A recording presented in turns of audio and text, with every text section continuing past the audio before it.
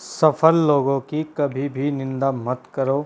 जो लोग सफलता की निंदा करते हैं या सफल लोगों की निंदा करते हैं, समझ लीजिए वो सफलता की निंदा कर रहे हैं। अपने गुरु को हमेशा सम्मान दो। दोस्तों, अपनी ज़िंदगी में गुरु होना बहुत ज़रूरी है।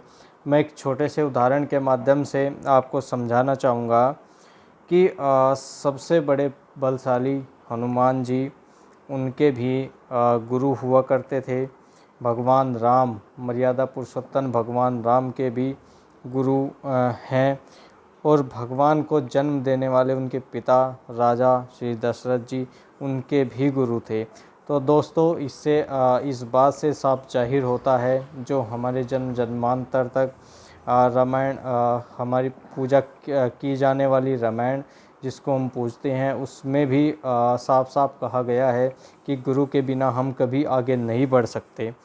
नेटवर्क मार्केटिंग के माध्यम से हम गुरु को ऐसे समझ सकते हैं कि हमेशा अपने अपलाइन, अपने मेंटर की बातों को ध्यान से सुनिए और उनके बताए गए रास्ते पर चलिए।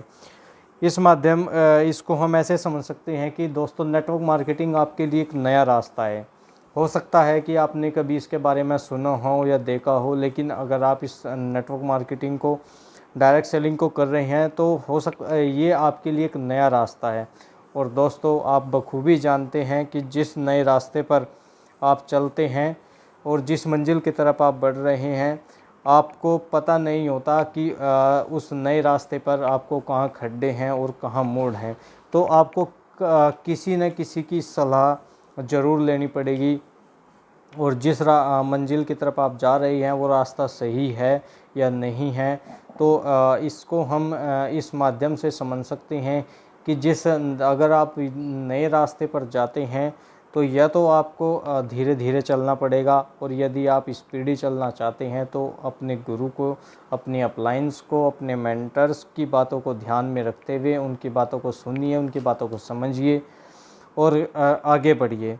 और मैं फिर यही कहना चाहूँगा कि सफल लोगों की और अपने गुरु की कभी भी निंदा मत करें, उनका हमेशा सम्मान करें, तभी आप अपनी ज़िंदगी में सफल हो पाएंगे। धन्यवाद।